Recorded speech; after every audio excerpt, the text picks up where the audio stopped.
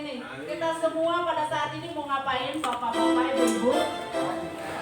Mau merayakan Jumat Agung ya, di mana Tuhan Yesus menyerahkan nyawanya untuk menjadi kurban yang agung bagi penebusan dosa-dosa setiap kita semua. Maka pada hari ini kita semua bersukacita, amin. Amin. Yang bersukacita, lambaikan tanganmu, beri tepuk tangan buat Tuhan Yesus. Sebelum kita naikkan pujian, kita akan berdoa terlebih dahulu. Kita tundukkan kepala, kita satukan hati. Tuhan Yesus Kristus yang kami tinggikan, yang kami agungkan, kami bersyukur pada saat pagi hari ini kami boleh sampai pada saat kami boleh menikmati waktu di mana kami mengingat kembali pengorbanan Tuhan Yesus bagi setiap kami yang berdosa ini Tuhan. Kami bersyukur Tuhan, berterima kasih atas anugerah dan kasih karunia yang Tuhan berikan bagi setiap kami Bapa. Pada saat ini Tuhan kami mau bersukacita, kami mau bersorak-sorai, kami mau beria-ria di dalam Engkau yang memberi kesukaan, yang memberi kemenangan, yang memberi keselamatan, yang memberi kelepasan kepada setiap kami. Bahkan setiap kami diberi kesehatan yang sempurna dari Engkau Tuhan. Terima kasih Bapa, terima kasih, berkati renungan ibadah pada pagi hari ini. Hanya di dalam nama Tuhan Yesus Kristus kami telah berdoa, haleluya, amin. Mari Bapak Ibu bangkit berdiri. Kita mau menari bagi Tuhan. Kita mau katakan hari ini adalah hari kita.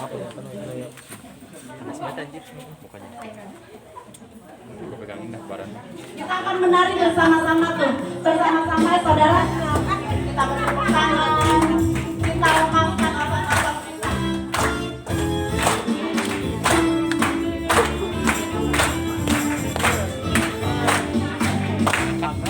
Hari ini Hari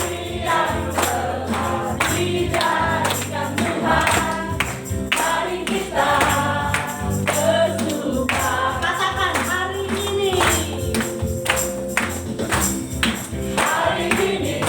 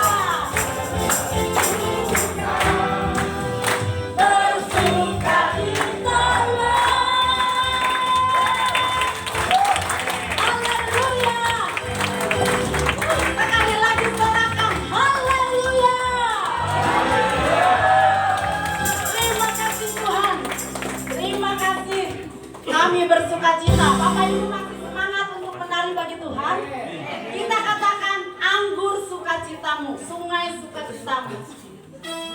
Kita menari bersama-sama ya. Nanti kalau mengalir semua udah pada tahu gerakannya, kita akan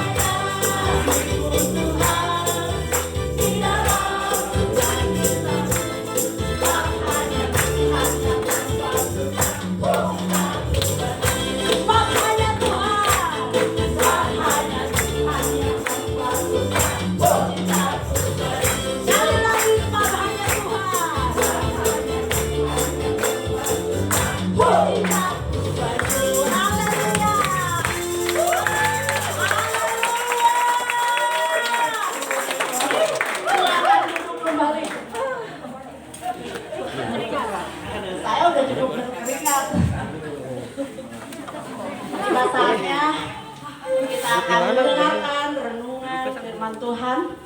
Kita siapkan hati kita. Tani firman. Paling ingat betapa besar kasih Tuhan atas Kalau digedein, betapa besar kasih Adi Tuhan. sendiri tuh enggak ya? Gue ngeliat nih.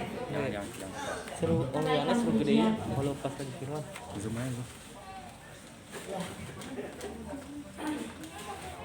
Dikit. Bentar. Kita dikit dulu. Kita menaikkan pujian kasih Allah sungguh telah Iya.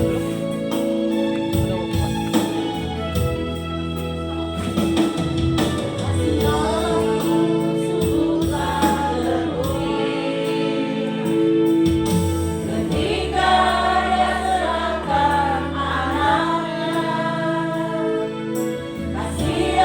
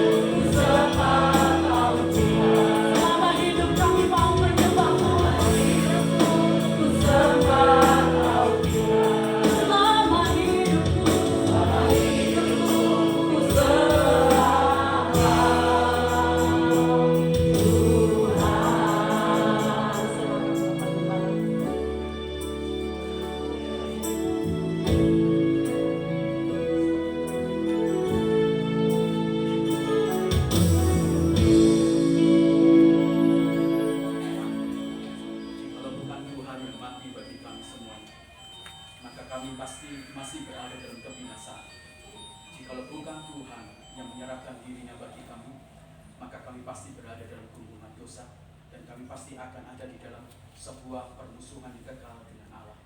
Terima kasih kalau Engkau mati bagi kami. Terima kasih kalau Engkau mempersembahkan dirimu bagi kami. Siapakah kami ini Tuhan sehingga kami pantas ditebus?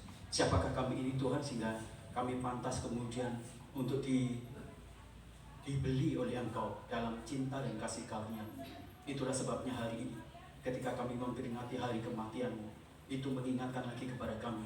Kami berhutang banyak kepada Tuhan Yesus yang telah mati dan menebus dosa kami. Kami berhutang banyak kepada Engkau. Jikalau hari ini kami bisa melayani Engkau, itu tidak bisa membayar apa yang sudah Kau lakukan bagi kami semuanya. Kalau kami dibangkitkan lagi ketika kami sudah meninggal dan kami melayani Engkau, itu masih belum cukup untuk bisa membalas cinta kasih Engkau. Apa yang kami berikan kepada Engkau selalu itu minus. Karena sungguh kami meyakini, kami menyadari bahwa penebusan dan karya penyelamatan-Mu tidak dapat dibayar dengan apapun juga. Terima kasih, kami mengucap syukur, dan sebentar kami mendengarkan kebenaran firman-Mu. Tuhan, kami menyiapkan hati kami, menyiapkan pikiran kami, roh jiwa kami. Dalam nama Tuhan Yesus Kristus kami berdoa. Haleluya. Amin. Salam Bapak Ibu yang kasih dalam Tuhan. Senang bersama-sama dengan Bapak Ibu kalau kita memperingati hari kematian Kristus Yesus atau Jumat Agung. Biasanya hari Rabu itu disebut dengan hari Rabu Agung. Itu waktu-waktu di mana Tuhan Yesus masuk di kota Yerusalem, dan kemudian ada beberapa orang yang membawa palang, dan kemudian mereka membawa beberapa jubahnya kemudian ditaruh di tanah gitu supaya Tuhan Yesus lewat. Hari Kamis kemudian kita bisa memperingati tentang perjamuan kasih atau perjamuan malam Tuhan Yesus sebelum dia diserahkan. Setelah itu kemudian dia berdoa, dia berkumpul, dan kemudian dia mengalami pengadilan dan aniaya yang luar biasa. Hari Jumat Agung adalah hari bagaimana Yesus kemudian mati di atas kayu salib dan mempersembahkan kehidupan dia untuk menjadi tumbal bagi kita semuanya. Nah, hari ini Bapak Ibu yang terkasih dalam Tuhan, saya ingin mengajak kita semuanya berbicara tentang bersyukur bahwa doanya tidak dijawab. Beberapa dari kita akan senang kalau kita melihat doa-doa kita semuanya dijawab. Beberapa dari kita juga senang kalau doa-doa dari teman-teman yang kita doakan itu semuanya dijawab. Tidak ada satupun dari kita yang bersukacita kalau kita melihat atau kita mendengar doa-doa dari teman-teman kita yang bergumul dengan sungguh-sungguh tidak dijawab. Tidak ada dari kita juga kemudian bersukacita atau beria-ria ketika kita mengalami secara langsung doa-doanya tidak dijawab atau teman-teman kita dijawab. Seringkali kita berpikir negatif ketika doa itu tidak dijawab. Seringkali kita berpikir buruk ketika doa itu tidak dijawab. Dan seringkali kita berpikir terlalu false tentang kebaikan Tuhan, kebajikan Tuhan ketika kita berpikir doa kita tidak dijawab. Nah, Bapak Ibu yang kekasih dalam Tuhan, hari ini saya ingin mengajak kita semuanya melihat satu kekuatan cinta kasih yang dalam dari sebuah doa yang tidak dijawab oleh Bapa di surga. Jikalau doa itu dijawab, maka justru itu akan menjadikan satu bencana besar bagi kita semua. Nah, hari ini mari kita akan membuka di dalam Injil Matius. Injil Matius pasal yang ke-26 ayat yang ke-39. Saya akan membacakan. Maka ia maju sedikit lalu sujud dan berdoa, katanya, "Ya Bapakku, jikalau sekiranya mungkin, biarlah cawan ini lalu daripadaku. Tetapi janganlah seperti yang kau kehendaki, melainkan seperti yang engkau kehendaki." Amin. Berbahagialah kita yang membaca kebenaran firman Tuhan dan menyimpan melakukannya, karena firman Tuhan itu menjadi berkat bagi kita semua.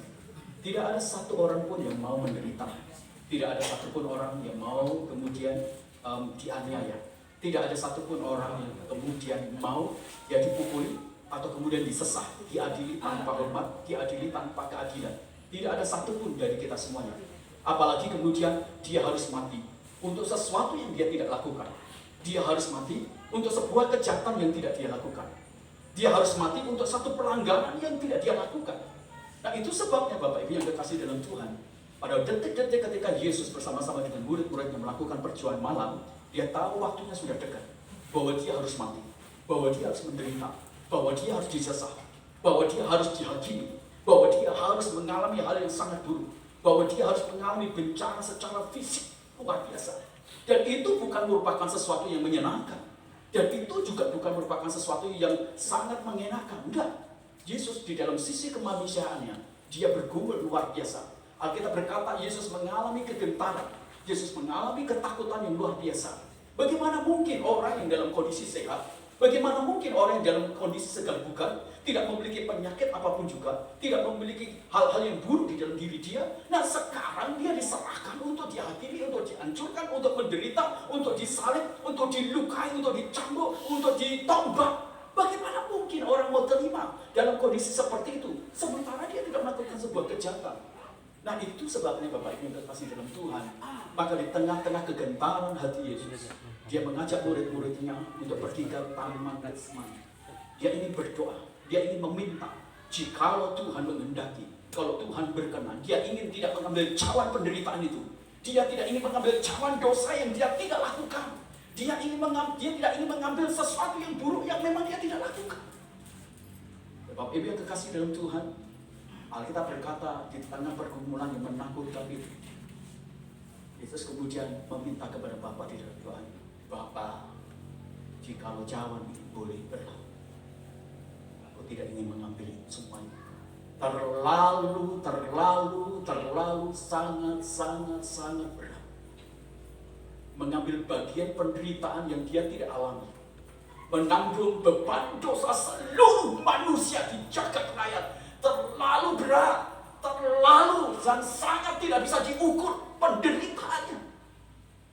Bapak Ibu yang kasih Tuhan, kalau hari itu ketika Yesus berdoa, dia meminta kepada Bapa, dan Bapa kemudian katakan, oke nak, aku penuhi permintaanmu, cawan ini lalu daripadamu, dan engkau tidak perlu mati, engkau tidak perlu menderita, engkau tidak perlu disalib, maka kita akan berada dalam bencana kekekalan, penderitaan kekekalan. Nah hari ini justru kita harus berterima kasih, bersyukur untuk doa dari Kristus Yesus sebagai insani, sebagai manusia. Dia berteriak kepada Bapa, dan Bapanya tidak menjawab doa dia, dan Bapanya tidak memberikan sebuah jawaban pasti atau kemudian memberikan sebuah pengeluaran kepada Kristus untuk dia tidak menjabat atau dia menderita menanggung beban dosa. Makanya saya Bapak Ibu kasih dalam Tuhan, kita betul bersyukur ketika Bapa tidak menjawab doa dari Kristus. Bukan berarti kita berdiri atas penderitaan Kristus, tidak. Justru karena Bapa itu mengizinkan doa Kristus tidak dijawab, kita berterima kasih untuk anugerah, untuk kasih karunia, untuk kebajikan, untuk kebaikan, untuk kemurahan Allah yang begitu besar terhadap kita semuanya. Andai Bapa menjawab doa, andai Bapa kemudian memenuhi permintaan Yesus, andai Bapa kemudian katakan, oke nak, sekarang berlalu semua itu, maka saya yakin kita pasti akan masih di dalam kekekalan sampai menanggung dosa maut yang dilakukan oleh Adam dan seluruh keturunan manusia.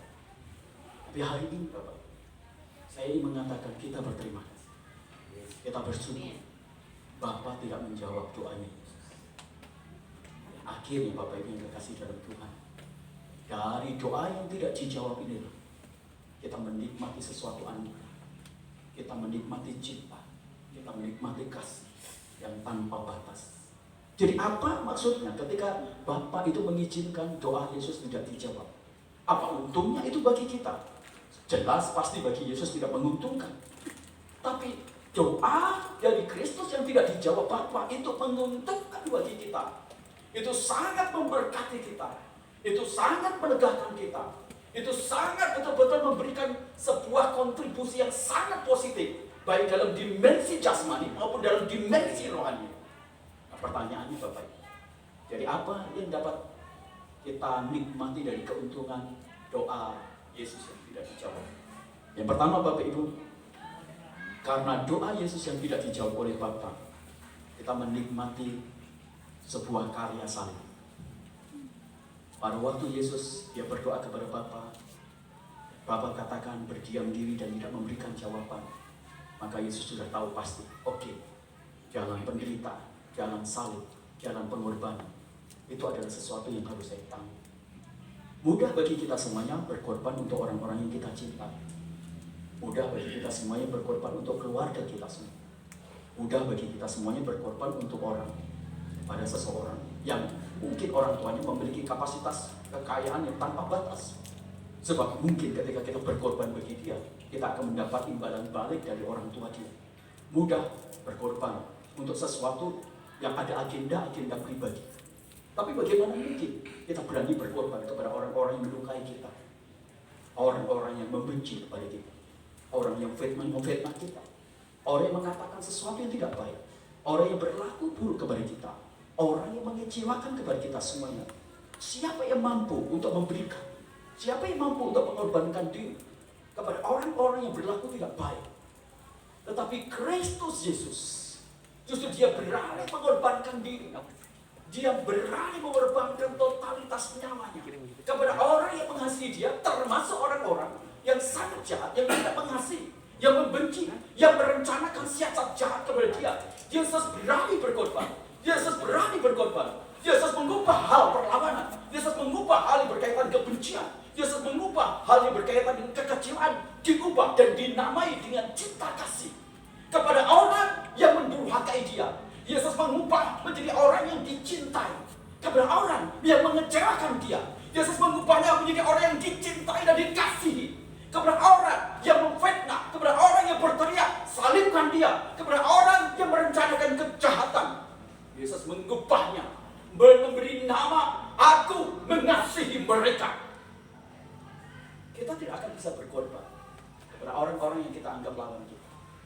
Kita tidak akan bisa berkorban kepada orang-orang yang kita anggap dia adalah orang yang membenci kita. Kita tidak akan bisa berkorban kepada orang-orang yang mungkin juga kita anggap dia mungkin menjadi pengkhianat di belakang kita semua. Selama kita menamai teman-teman kita yang memusuhi, tetap mereka adalah lawan, musuh. Selama kita menamai orang-orang yang mengecewakan kita adalah orang-orang yang menjadi pengecewa kita semua, yang tidak mengubahnya memberi nama, mereka adalah orang yang saya kasih. Kita tidak akan pernah bisa berkorban. Mari kita menjadi orang yang berani berkorban seperti Kristus dan menamai kekecewaan menjadi satu identitas, aku mencintai Engkau, dan menamai pengkhianatan menjadi satu simbol identifikasi, aku mengasihi Engkau. Kepada orang yang mengecewakan, kita mengubah dan memberi nama, aku mengasihi Engkau. Dan ketika kita melakukan itu sama seperti Kristus, maka kita pasti akan berani berkorban. Adakah dari kita semuanya yang pernah mengalami kekecewaan, mengalami hal yang tidak baik, dan berlarut-larut lama, sehingga kita kemudian stres, depresi, dan kita mengalami penyakit yang sebenarnya tidak kita inginkan, karena kita menyimpan dan menamai kebencian sebagai kebencian, kekecewaan sebagai kekecewaan, amarah sebagai amarah, ya, ketidaktahuan, kesalahpahaman sebagai kesalahpahaman, dan kita tidak pernah mengubahnya seperti Kristus menjadi cinta kasih. Maka selamanya kita tidak akan pernah berani berkorban. Saya ingin mengajak kita semua menjadi pribadi yang berani berkorban seperti Kristus. Karena doa Yesus yang tidak dijawab Bapa, maka dia mengambil, dia mengorbankan diri. Salib itu dipikul, salib dijalani, dan akhirnya dia mati bagi kita semua. Kepada kita para pendosa yang melakukan hal jahat kepada dia, kepada kita yang seringkali pengkhianat, kepada kita yang seringkali mengecewakan, kepada kita yang seringkali menyakiti hatinya, Yesus berkata, engkau anakku yang kukasih, engkau anak yang kucintai, dan aku mati bagi engkau. Aku berani berkorban, sebab aku mengubah semua hal dulu tentang identitas diri kamu menjadi orang-orang yang aku kasih. Adakah engkau memiliki sesuatu kepada teman-temanmu hari ini atau anggota keluargamu, dan engkau tidak bisa berkorban? Mengapa? Karena kita menamai kebencian tetap dengan kebencian, menamai amarah tetap dengan amarah, menamai kekecewaan tetap dengan kekecewaan, menamai orang yang memprovokasi tetap menjadi orang yang memprovokasi. Akibatnya kita kehilangan sebuah kekuatan untuk berani berkorban.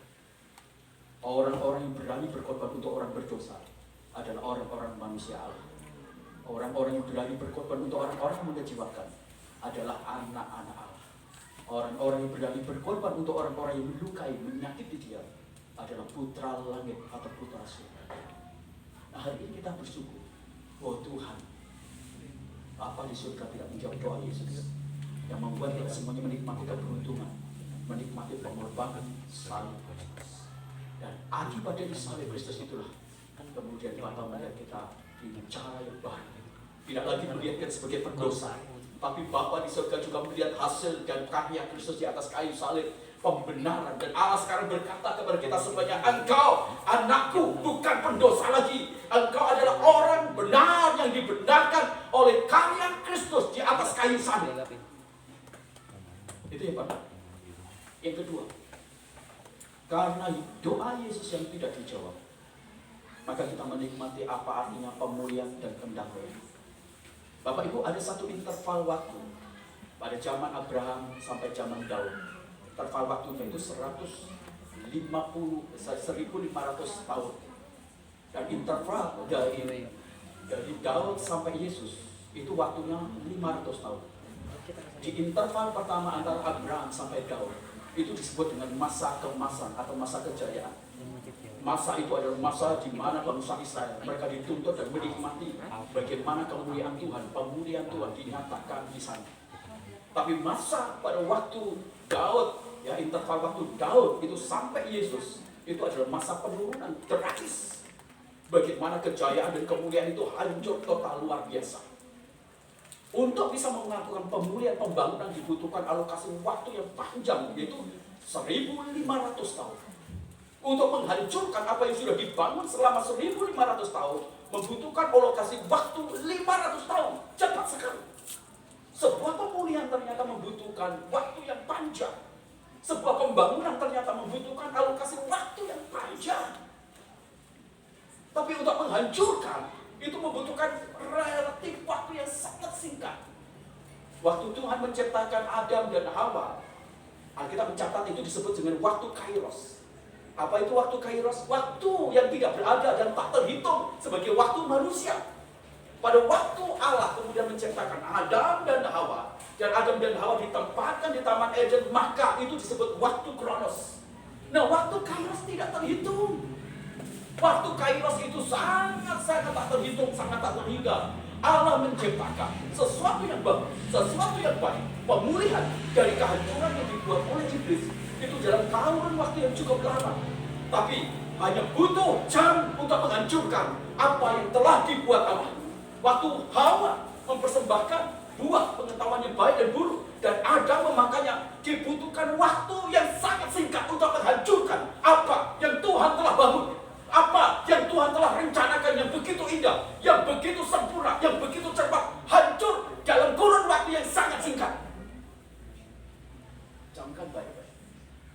Berapa banyak dari kita membangun rumah tangga dari mulai nol sampai kemudian kita betul-betul mengalami kejayaan, tapi di titik kejayaan itu kita menghancurkan dalam kurun waktu yang sangat singkat. Ada begitu banyak, termasuk saya ingin kita mengantisipasi dan saya memperingatkan sebagai gembala sidang. Kita membangun gereja ini cukup lama, tapi butuh waktu singkat untuk merusak dan menghancurkan. Camkan baik-baik. Kita membangun gereja ini dari perintisan, dari nol, butuh waktu lama, tapi cukup waktu singkat untuk menghancurkan gereja. Ya Bapak Ibu yang kekasih dalam kondisi manusia yang hancur, Allah kemudian merencanakan 2000 tahun. Dia katakan, aku akan bangunnya apa yang telah dihancurkan, apa yang telah rusak. Maka ketika doa Yesus tidak dijawab oleh Bapa, Bapa ingin mengatakan kepada kita semua, nah, kau dahulu rusak, kau dahulu hancur, nah, kau dahulu sudah berkeping-keping, tak berbentuk. Aku sengaja membiarkan doa Yesus tidak dijawab, supaya karya salib itu memulihkan hidup, memulihkan kekudusan, memulihkan dirimu sebagai putra Allah, memulihkan dirimu sebagai putra surga, memulihkan dirimu sebagai putra langit, memulihkan dirimu sebagai ahli waris, memulihkan kesucianmu, memulihkan karaktermu, memulihkan perilakumu, supaya manusia Allah yang pertama itu menjadi bagian dari hidupmu. Itu menjadi satu hal yang sangat serius. Tuhan tidak terpesona dengan berkat yang Anda terima. Tuhan hanya terpesona dengan orang-orang yang memegang kekudusan pertobatan yang hari per hari. Iblis bisa memberikan berkat yang besar kepada Anda semua. Tapi Tuhan berkata, aku lebih concern membangun dan memulihkan diri sebagai putra Allah. Jikalau engkau memahami bahwa diri ada dalam pemulihan putra Allah, maka surga itu akan menjadi bagian milikmu. Ada begitu banyak orang-orang Kristen yang tidak bisa mengambil berkat diri dia sebagai putra surga, hak waris dia, yang menjadi bagian utama yang dapat dinikmati. Karena memang mereka ternyata tidak pernah mengalami pembaharuan, pemulihan oleh Kristus di dalam kematian dia. Saya cerita, saya ini bukan orang baik, Bapak. Ada orang berkata, ini saya orang baik. Saya tidak terlalu baik dibandingkan dengan Bapak ini. Saya tidak berbangga dengan kebaikan. Bukan, saya tidak memiliki kebaikan apapun juga. Kalau sampai hari dan ada begitu banyak hal-hal yang mungkin yang saya kerjakan baik, itu adalah anugerah dari proses pemulihan Allah. Mari pikir aja. Sekarang Bapak Ibu, ada yang Bapak Ibu bertobat percaya sama Tuhan Yesus butuh alokasi 16 tahun? Ada dari Bapak Ibu semuanya percaya sama Tuhan Yesus Kristus 20 tahun? Butuh waktu lama untuk membangun Bapak Ibu semua. Dan kalau Bapak Ibu sudah dibangun oleh Tuhan, ingat, untuk menghancurkan masa depan Bapak Ibu, untuk menghancurkan kesucian yang telah Tuhan bangun dalam diri Bapak Ibu, untuk merusak kehidupan Bapak Ibu, termasuk masa depan kesehatan Bapak Ibu, hanya butuh waktu yang jangka yang baik. Maka Bapak tidak meluluskan doa yang dinaikkan oleh Kristus, supaya kita menikmati dalam proses waktu yang lama dari pekerjaan Roh Kudus untuk pembangunan, pemulihan, supaya kita jadi baik. Dan yang terakhir, Bapak Ibu yang kasih dalam Tuhan, karena doa Yesus yang tidak dijawab oleh Bapa, kita menikmati apa artinya pengampunan dan keselamatan. Pada waktu Yesus dia mati di atas kayu salib, manusia sedang berada di wilayah perang abadi dengan Bapa di surga.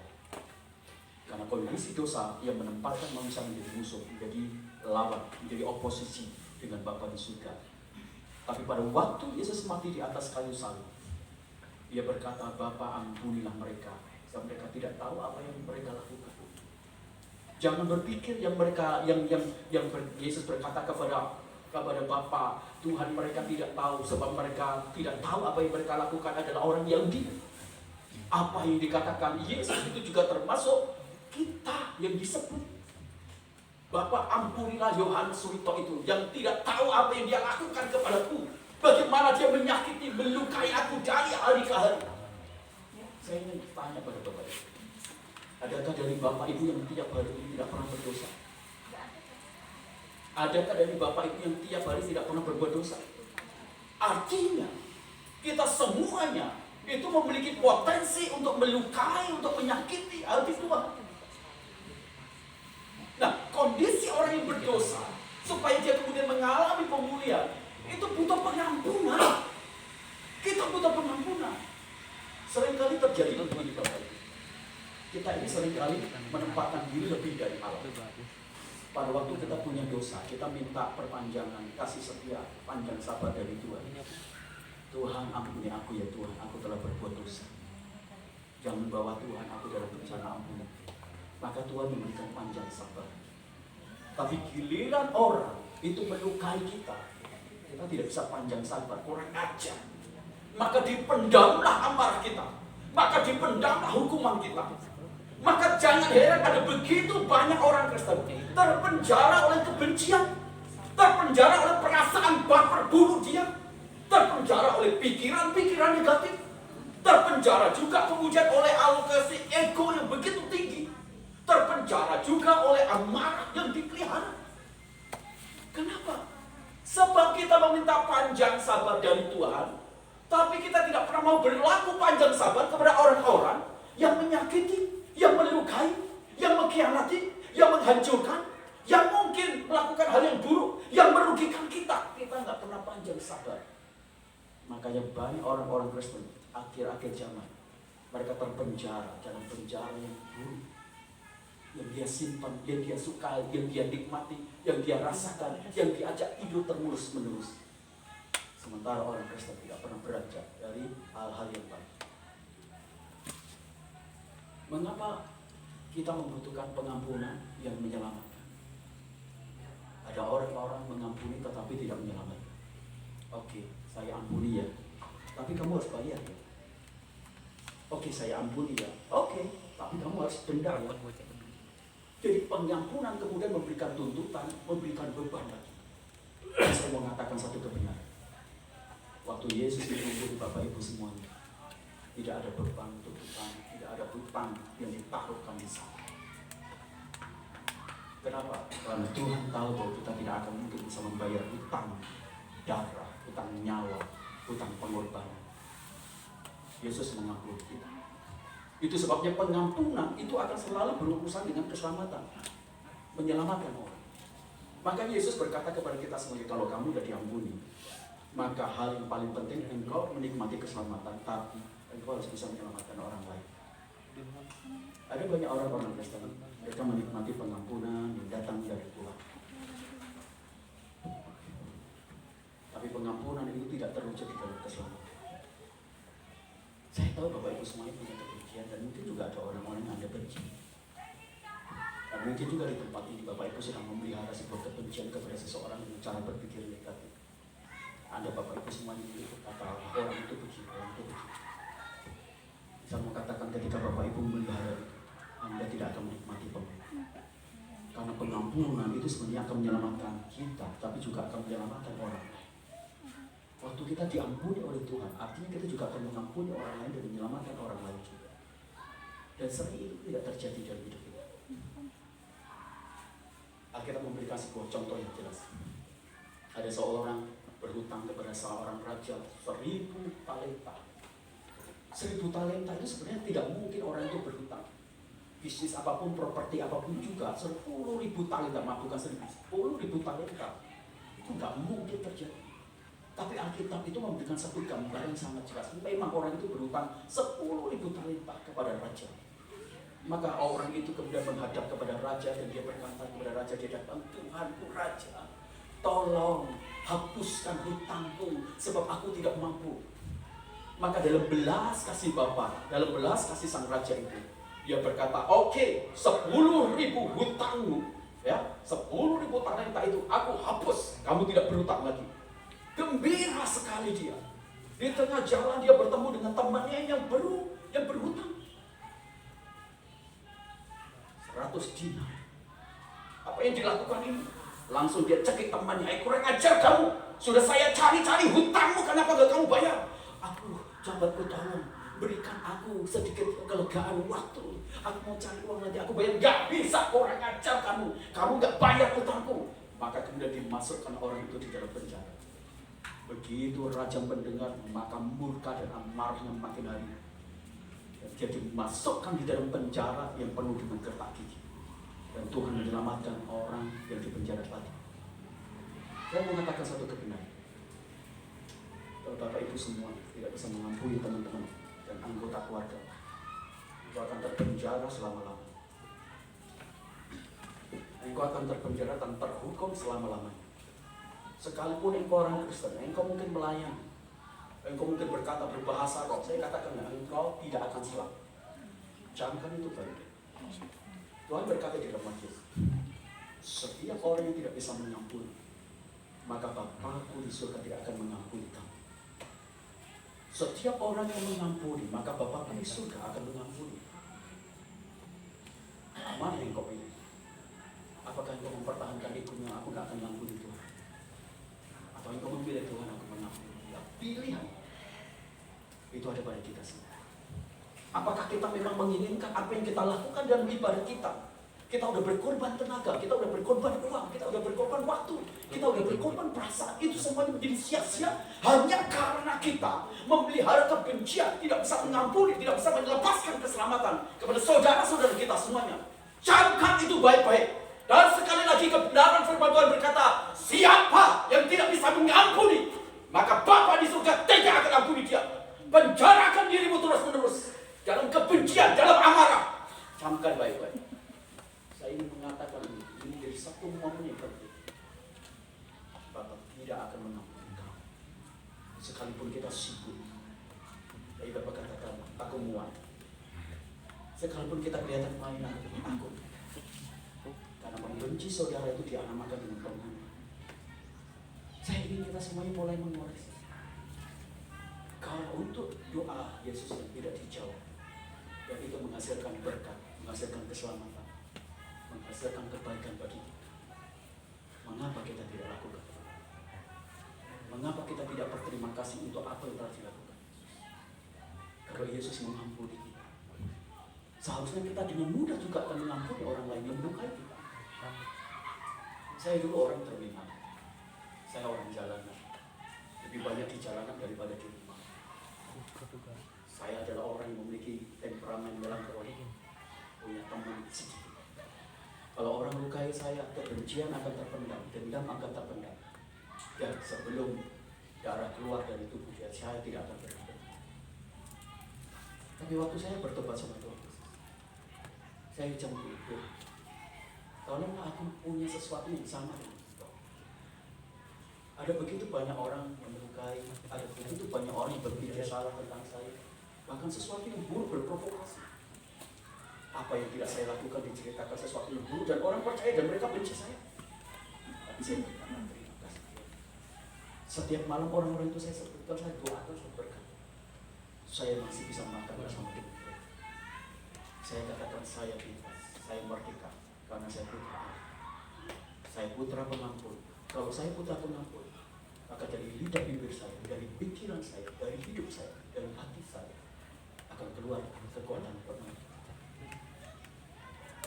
Inilah kebenaran firman Tuhan yang saya dapat bagikan kepada kita.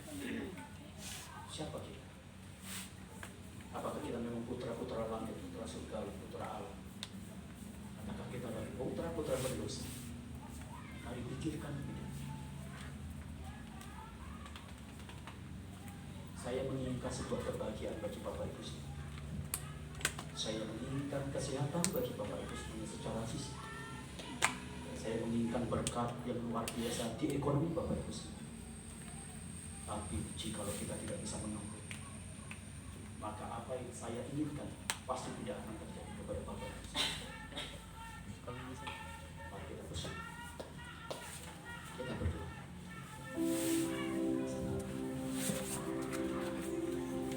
Terima kasih. Kecilin ya. Terima kasih. Jika doamu dijawab, maka kami pasti akan mengalami keputusan. Terima kasih kau bersedia untuk doamu tidak dijawab. Terima kasih Yesus, engkau tidak marah karena doamu tidak dijawab. Terima kasih engkau tidak menuntut Bapa untuk doamu tidak dijawab. Dan karena doamu yang tidak dijawab, engkau harus melewati via dolorosa. Engkau mati bagi kami. Engkau disalib bagi kami. Engkau kehilangan nyawa. Engkau kehilangan kesehatan. Banyak hal. Semua itu sebenarnya karena kami itu. Saya seperti Paulus berkata, aku ini adalah orang yang paling berdosa di antara manusia karena dia sadar. Terima kasih. Kami mengucap syukur hari ini di momen Jumat Agung ini. Kami bisa melihat waktu engkau di sana. Tapi kami juga bisa melihat wajah kami ada di sana, Tuhan. Diri kami ada di sana. Tapi kami tidak menanggung semua beban penderitaan. Engkau yang menanggung. Tapi wajah kami terukir di sana. Kami berdosa. Kami penjahat. Kami pengkhianat. Kami orang yang menyakiti engkau. Wajah kami terpampang di sana. Tapi engkau yang menanggung beban dosa kami. Maka semestinya kami kebaikan. Engkau baik. Terima kasih. Mari kita bersyukur bersama-sama. Kalau hari ini kita bisa melihat, menikmati karya salib kematian dia. Hari ini mungkin engkau memiliki masalah-masalah mungkin dengan teman-teman. Nah, firman Tuhan berkata, kalau aku berkata hari ini adalah hari keselamatan, dan keraskan hati, engkau bisa melakukan sebuah kebenaran. Jangan pedulikan apapun juga. Pedulikan dirimu dengan Tuhan. Pedulikan dirimu supaya kau menikmati segala yang baik, segala yang mulia, segala yang agung, segala yang berkat yang datang dari Tuhan. Terima kasih.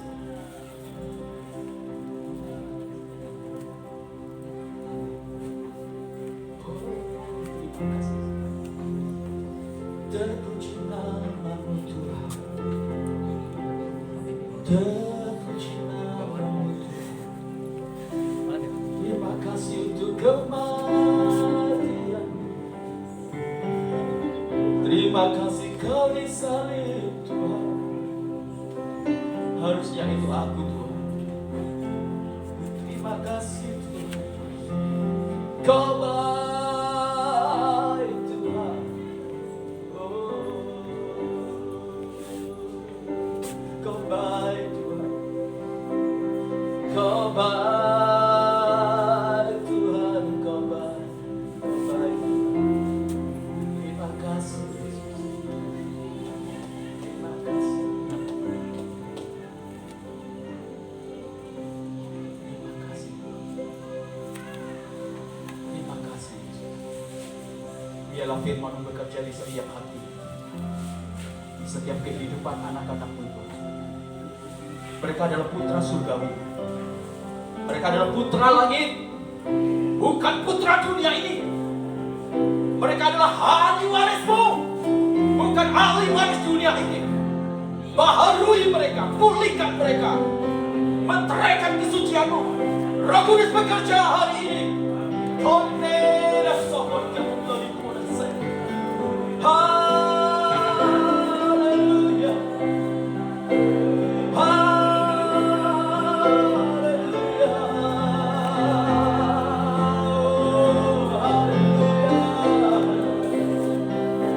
Oh, dipuji, oh, disembah. Haleluya. Jangan mempertahankan gengsi kalau itu ternyata membuat kita mengalami bencana yang besar. Jangan mempertahankan harga diri kalau harga diri ternyata membuat kita jauh dan tidak berkenan kepada Tuhan. Cari hadirat Allah, cari perkenanan Allah, cari harga diri dalam Kristus Yesus. Haleluya.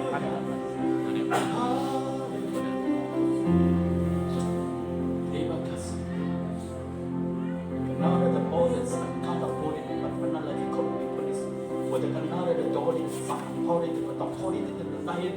Boleh kata boleh sangat tak ada kali kau tidak saja. Biarlah cinta kasih surga yang tak terkondisi, yang tak pernah menuntut, itu menguasai ruang hati kamu, mengisi ruang hidup kami Tuhan. Haleluya. Haleluya. Terima kasih. Terima kasih. Kapan? Nanti. Mari kita naikkan satu pujian. Telah melihat bukti kasih. Naikkan pujian ini dengan terima kasih kepada Tuhan Allah. Dia banyak memberikan sesuatu yang tidak mungkin dapat kita berikan.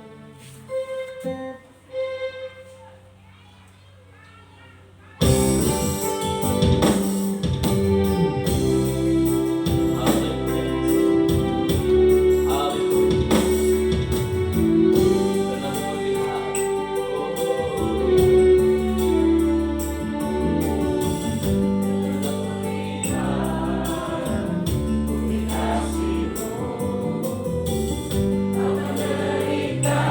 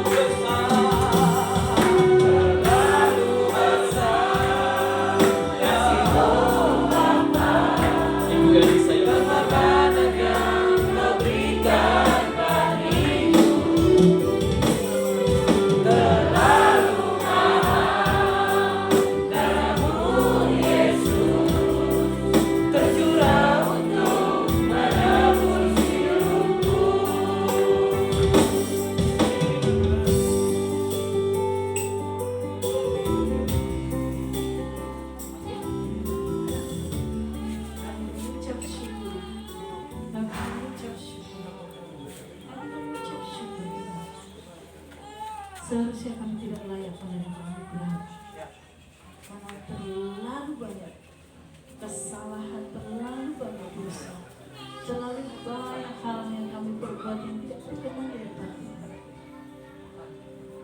Dan kami tidak layak untuk menyebut diri kami yang baik,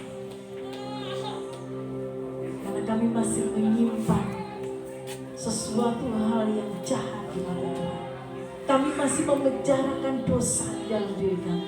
Kami masih memenjarakan kepahitan dalam diri kami. Kami masih memenjarakan kemarahan dalam hidup kami.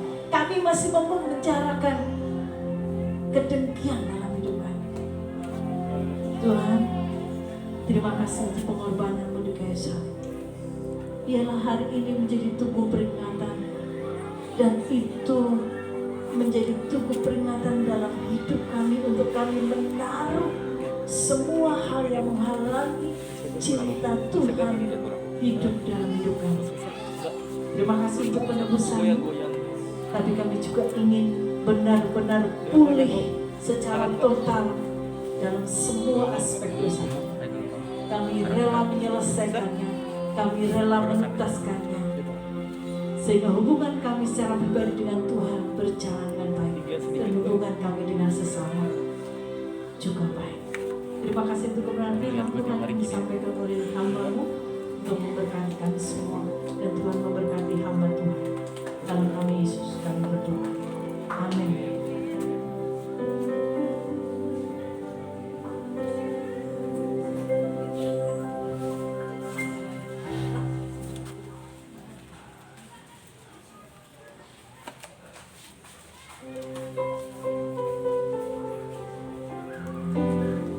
Ya Bapak Ibu, kita semua telah diberkati oleh kebenaran firman Tuhan.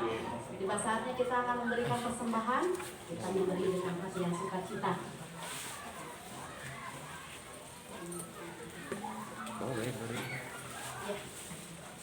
Firman Tuhan sangat memberkati kita semua ya. Kita telah dibebaskan dari setiap belenggu dosa. Kita telah melepaskan setiap pengampunan bagi setiap orang-orang yang mungkin beberapa hari ini menjadi orang yang membuat kita besar, benci, marah. Tapi hari ini kita lepas semua pengampunan bagi setiap saudara kita. Bolong. Ada 5.000 doang. Mari siapa yang bertugas untuk mengedarkan kantong kolektan? Ayo, kita menaikkan pujian ku menang bersama Yesus Tuhan.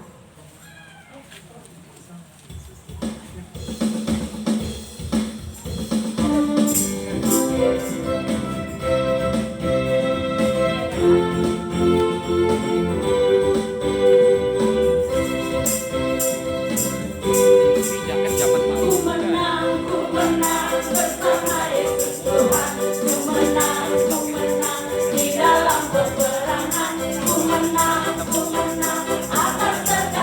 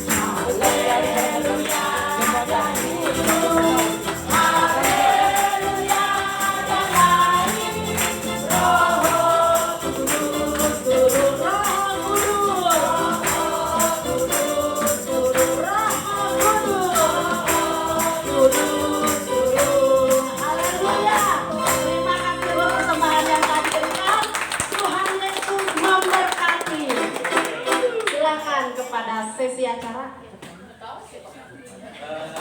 Kita break dulu minum kopi. Berdiri.